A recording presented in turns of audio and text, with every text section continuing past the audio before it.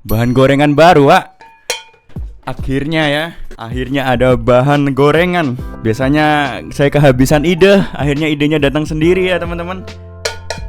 Anjay, saatnya kita memasak. Kita hari ini mau memasak debat cawapres yang telah dilakukan pada hari Jumat kemarin, tanggal 22 Desember teman-teman. Kita akan ngelihat beberapa poin ya, beberapa poin yang penting. Apakah bisa dijadikan lauk pauk dalam gorengan saya kali ini? Apakah hambar rasanya ya, kurang menggoreng gitu ya. Cuma saya lihat beberapa yang berseliweran di sosmed, di TikTok sih banyak bahan gorengan tuh yang bisa kita jadikan makanan malam kita hari ini. Makanya jangan lupa dulu di follow semua akun sosmed gue, di subscribe channel Steven Yang. Pakai celemek kalian, pakai apron kalian ya, ambil peralatan masak kalian. Mari kita menggoreng isu.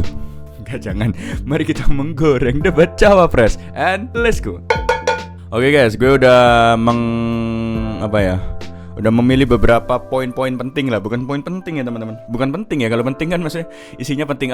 Yang lagi viral-viralnya maksudnya, beberapa topik yang udah hangat-hangatnya di sosial media, yang selalu berseliweran dan selalu digoreng sama orang-orang di kolom komentar. Kita akan lihat bareng-bareng. Sebelum masuk lebih dalam, pertama saya tidak mendukung dan memberatkan satu capres dan cawapres sama sekali. Murni saya mereaksi teman-teman. Kemarin yang debat capres banyak yang di komen kelihatan banget tuh berpihak ke yang nomor ini, berpihak ke nomor ini. Bahkan ada yang DM saya, "Bang, kenapa nggak suka sama ini presidennya?" Wah, saya itu bukan buzzer anjir. Saya itu hanya mereaction apa yang lagi beneran terjadi gitu ya. Kan bisa aja yang memang saya pilih, walaupun jujur saya juga masih mengambang ya, itu juga saya goreng juga teman-teman. Lagian semuanya kena ya, nggak ada yang sempurna teman-teman. Kapasitasnya hampir sama. Jadi misal kalau nanti di video ini mungkin kalian, wah, gue hitung-hitung Steven Yang menggoreng paslon cawapres 1 cuma 5 kali ini, yang lainnya 2 kali 3 kali, ini pasti wah, nggak ada kayak gitu ya. Saya melihat yang ada di depan mata saya langsung, oke? Jadi nggak ada ya di kolom komentar dan DM saya, "Bang, Anda ini ya, Anda membenci ini." Nggak ada cok ya. Udah,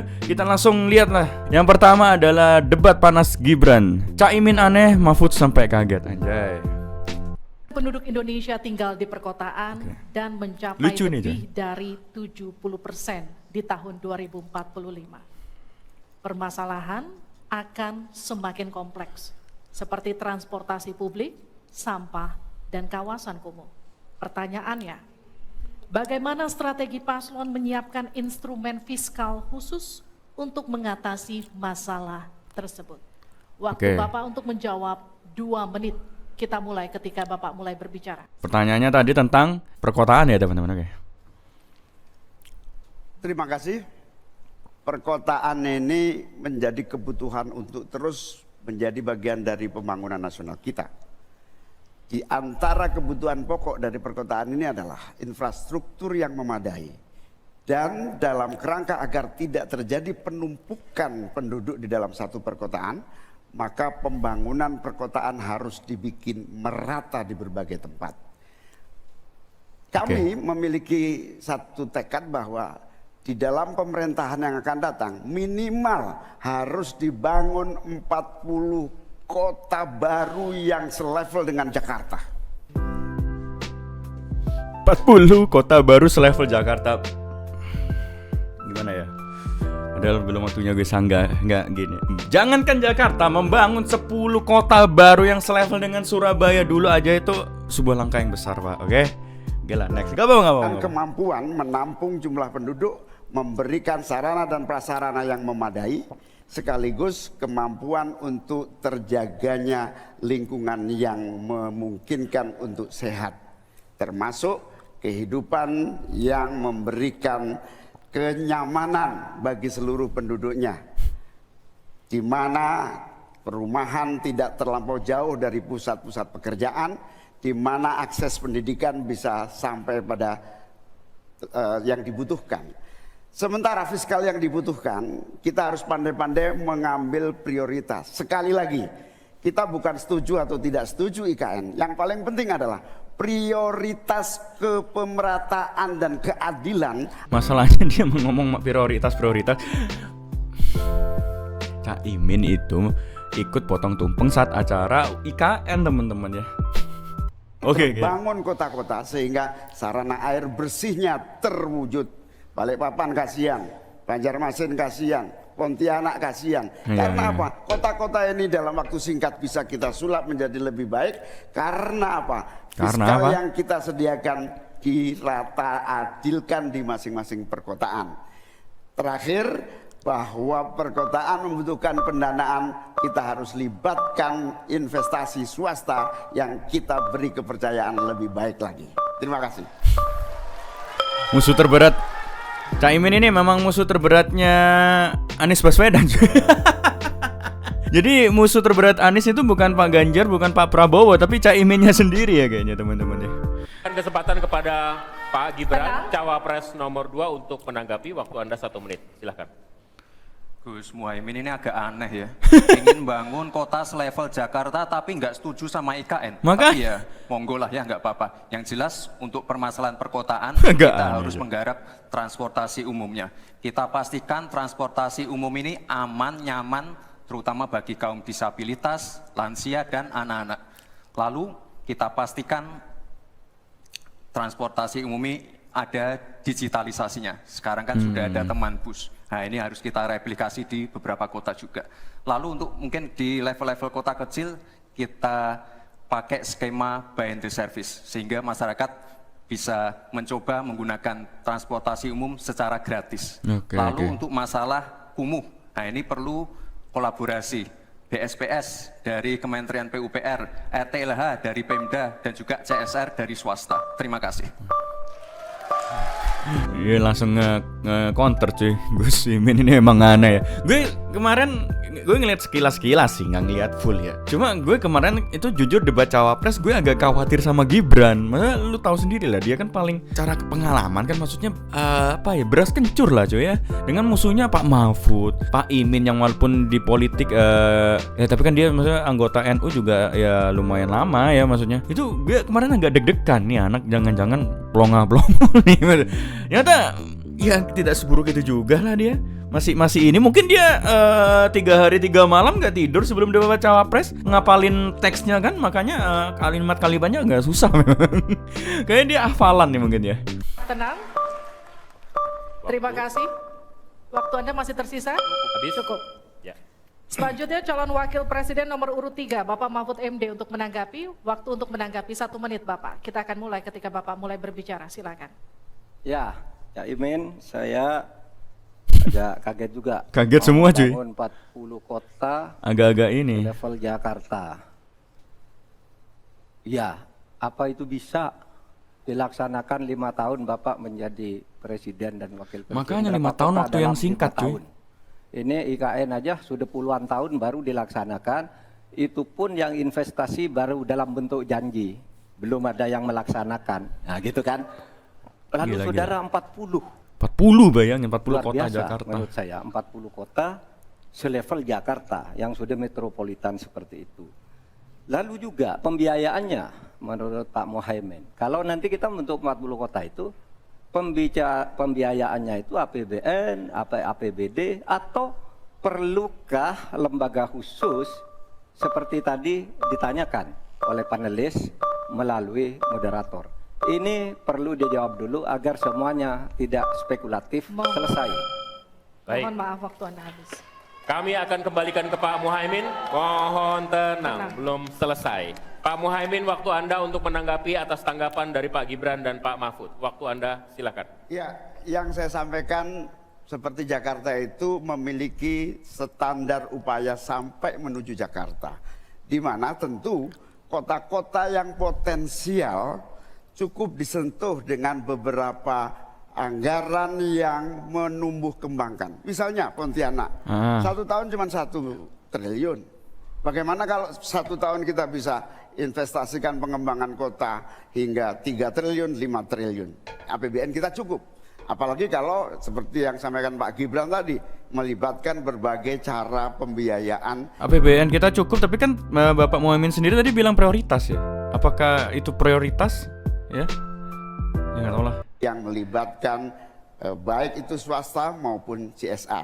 Jadi apa yang saya sampaikan selevel Jakarta itu target utama. Tetapi yang lebih penting dari itu adalah infrastruktur yang dibutuhkan dipersiapkan dari potensi yang sudah ada.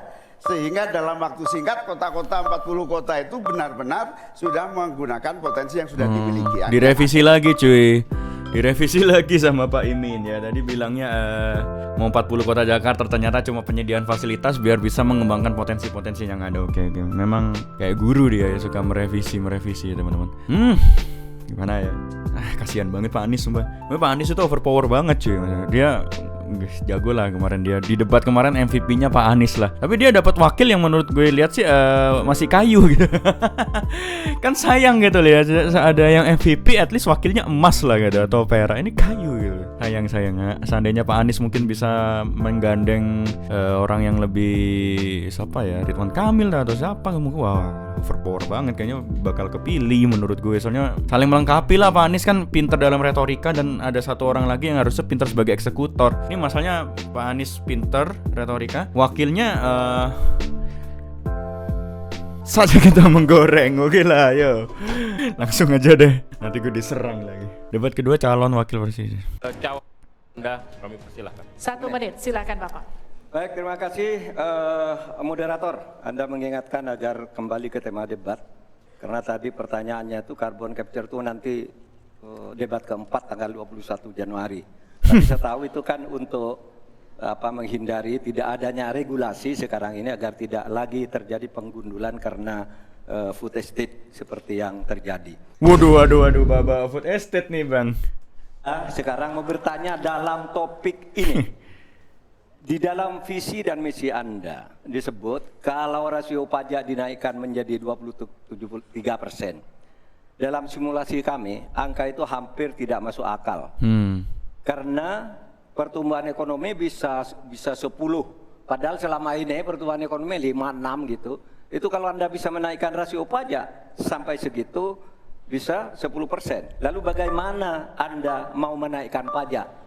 Orang mau insentif pajak aja orang tidak ngambil. Terima kasih. Assalamualaikum warahmatullahi wabarakatuh. Waalaikumsalam warahmatullahi wabarakatuh. Silakan cawapres. Seru ya, gaya ngomongnya Mahfud MD ini gue demen banget cuy. Waktu Anda 2 menit.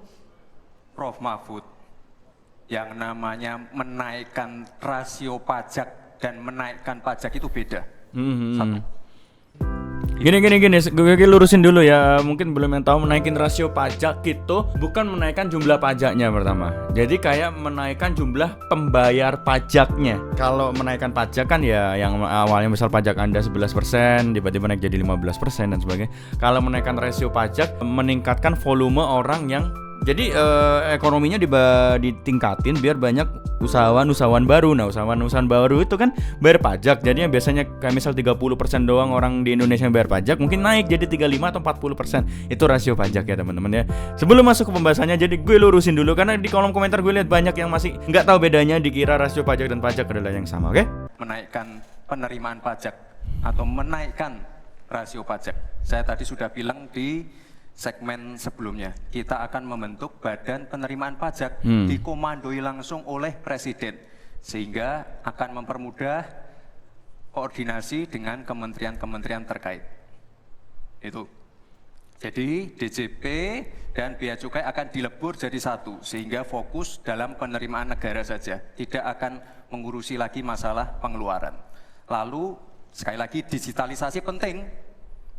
Saya melihat kayak Gibran ini menekankan banget sama digitalisasi ya. Mungkin karena dia paling muda dan dia paling sadar sama pentingnya digitalisasi. juga sudah menyiapkan, tapi mungkin aplikasinya masih pada tahap Beta. testing and enrichment. Kita melihat sudah ada Cortex system yang akan disiapkan. Ini nanti akan mempermudah proses bisnis, mempermudah proses administrasi, memperbaiki pelayanan pajak. Misalnya sekarang nanti ketika sistemnya itu keluar, ketika kita akan melaporkan SPT tahunan, Nah, itu. kita tidak perlu lagi mengisi dan menghitung. Asli, lucu memang sistemnya. SPT tahunan kita yang bayar pajak, kita yang ngitung sendiri, Cok, sumpah. Kan kita mau bayar pajak nih, kita sebagai warga negara yang baik kan. Mau bayar pajak nih, ada kontribusi kita kan ke negara. Harusnya orang negara kan seneng ya. Oh, gila baik banget gitu. Kita sendiri yang ngitung. Kalau salah kita yang kena yang kena denda dan kena hukuman lah, apa itulah pokoknya. Jadi kita ngitung sendiri, kalau salah kita yang kena, cuy. Harusnya kan dibantu ngitung atau gimana ya. Belum prosesnya kadang susah, cuy. Kadang ya orang malesnya itu lebih bukan dibayarnya, lebih diregulasi regulasinya di Indonesia tuh apa-apa kan susah. Sistemnya sudah pre-populated, sehingga tinggal klik, tinggal konfirmasi selesai. Ya enak Mempermudah. gitu. Lalu untuk masalah pertumbuhan Asli, lapor ekonomi, Pak, SPT itu tadi ribet saya banget, bicara Cok. masalah hilirisasi, bicara masalah investasi. Ding ding ding. Sekali lagi Pak, tadi saya baru bicara masalah nikel, kita belum bicara masalah tembaga, boksit, timah, tembaga, bioetanol, bioaftur, biodiesel. Oh, kita kalau serius ya Pak ya, kita benar-benar bisa menjadi raja energi dunia Pak. Anjay, Tapi raja kita harus enggak tuh? serius dan harus fokus dan harus ada keberlanjutan dan penyempurnaan. Matur nuwun Prof Mahfud. Anjay. Boleh. Pak Mahfud juga ini dia agak salah ya, dia ngiranya naikin rasio pajak dan naikin pajak itu sama, mungkin karena suasana debat waktu live langsung itu memang kadang kita dengernya agak beda ya cuy ya. Pres nomor Lucu cuy, ada yang lucu nih, ini paling lucu nih. dua, Punchline ini bertanya sumpah. dengan cawapres. Udah kayak stand up comedy nih acara debat cawapres, ini paling lucunya gongnya di sini. 1 menit saya persilakan. Baik, terima kasih. Karena Gus Muhaimin ini adalah ketua umum dari Partai PKB. Saya yakin sekali Gus Muhaimin paham sekali untuk masalah ini. Bagaimana langkah Gus Muhaimin untuk menaikkan peringkat Indonesia di SGIE? SGIE. Terima kasih. SGIE. SGIE. Cukup Bapak? Bapak Gibran cukup? Cukup. Baik, silakan. Bapak Muhaimin Siapkan untuk minyaknya, menjawab, cuy. Bapak Gorengan menjawab. kita, Wak. Silakan. Terus terang SGIE saya nggak paham. SGIE itu apa? Tenang. Stop. Ada lagi pertanyaan? Atau ini waktu Anda untuk memberikan jawaban, waktunya 2 menit. Oke. Kalau Anda menggunakan untuk bertanya, waktu akan habis. Tidak apa-apa? Tidak apa-apa karena Oke. saya tidak pernah mendengar istilah SGIE. SGIE. Siap. Kami persilakan. Di stop, kita alihkan ke Pak Gibran. Waktu Anda 1 menit. 1 menit. Baik, Gus, kita kan sedang fokus mengembangkan ekonomi syariah, keuangan syariah. Otomatis kita harus ngerti juga masalah SGIE. SGIE itu adalah State of Global Islamic Economy. Misalnya sekarang yang sudah Ekonomi syariah global lah cuy, SGIE itu. Artinya kan Pak Imin kan ya paling ngerti lah masalah begituan ya. Ada di kolom komentar bang, SGIE apa selepet Gus Imin? Ya bisa aja netizen. Bukan gue yang ngomong ya, fans nomor 1 tuh kolom komentar banyak tuh. masuk peringkat 10 besar adalah makanan halal kita, skincare halal kita, fashion kita. Nah, itu yang saya maksud Gus. Dan ya mohon maaf kalau pertanyaannya agak sulit ya Gus, terima kasih. Harap tenang. Di roasting nggak tuh? Tapi Gibran memang dia tekniknya memakai istilah-istilah yang apa ya, yang akan yang jelimet lah gitu loh. Dia kan bisa langsung ngomong gitu. Cuma dia pakai kalimat-kalimat kayak gitu itu untuk ngeprank sebenarnya, untuk membingungkan musuhnya gitu loh. Biar musuhnya tuh kayak kalau dia udah bingung tanya kayak gini kan ya menurunkan elektabilitasnya juga ya. Kerjasamanya, waktu Anda, Pak Muhaimin, 1 menit untuk menanggapi. Dia teknik debatnya pakai teknik ngomong yang susah-susah gitu loh cuy. Ada teknik debat tuh yang gitu cuy. Jadi kita ngomongnya pakai istilah-istilah yang bisa, yang tahu cuma kita sama Tuhan doang gitu. Biar apa? Biar terkesan pinter kan, maksudnya musuhnya hanya terdesak gitu. Memang pertanyaan ini sungguh penting karena Indonesia dengan jumlah umat Islam yang terbanyak di dunia, sekaligus bukan saja sebagai pasar ekonomi syariah, pasar pariwisata halal, pasar perbankan syariah. Banyak di Tapi sini. sekaligus punya potensi menjadi pusat ekonomi syariah dunia. Nah, posisi kita yang masih di bawah ini membutuhkan langkah-langkah penting agar yang disebut SGIE ini menjadi kita menaikkan peringkat kita. Ada beberapa hal yang bisa kita lakukan. Oke, salah satunya. Yang pertama. Yang harus dilakukan pemerintah adalah menyiapkan seluruh perangkat regulasi agar tumbuh kembang seluruh industri halal, termasuk Baru yang bagaimana pertama. membantu sertifikasi secara murah bahkan gratis, terutama bagi UMKM kita. Habis. Anjir, baru yang pertama cuy. Kan kalau dia ngomong yang pertama berarti harusnya ada yang kedua dan waktunya habis ya, nggak apa-apa lah ya. Nah ini cuy selanjutnya cuy, ini lucu lagi nih, bisa jadi bahan gorengan ini Pak, wah seru nih Pak. Sudah selesai, sekarang giliran interaksi antara 1 dan 2. Pak Muhaimin silahkan bertanya kepada Pak Gibran dan kemudian akan ditanggapi. Waktu Anda 1 menit untuk bertanya. Terima kasih Pak Gibran. Pak Gibran ini telah berhasil menjadi wali kota sekaligus pengusaha yang sukses. Bahkan berbagai proyek-proyek besar telah berhasil dibangun di Solo.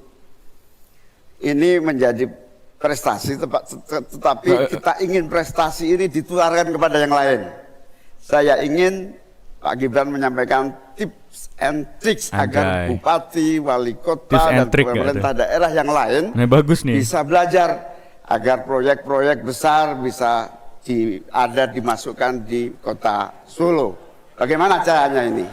Tenang. Cukup? Cukup. Baik. Tips and trick gak tuh? Silakan, waktu Anda. Malah bikin konten tips and trick teman-teman. Pak Gibran, waktu Anda 2 menit untuk menanggapi. Baik, Gus Muhaimin, saya jelaskan ya. Sekarang Indonesia itu sudah memulai yang namanya pemerataan pembangunan. Yang dibangun bukan hanya Solo saja. 53% investasi kita sudah ada di luar Jawa. Kalau kita pengen fair ya Gus, Mohon tenang. Jumlah proyek. Mungkin Gus Imin ini ya fans BTS dia aja, jadi ada lagunya kan Mic Drop ya, mungkin kayak gitu cuy. Siap. Tapi kelihatan banget tadi grogi banget Pak Imin waktu tanya cuy. Jumlah anggaran yang digelontorkan ke Solo sebelum saya jadi wali kota itu lebih besar. Saya tahulah ini arah pertanyaannya kemana. Tapi yang jelas ini Gus, apa yang sudah dibangun, mau ngeskak dia. Yang kita lihat bukan bangunan fisiknya saja, tapi kita lihat impact-nya ke warga.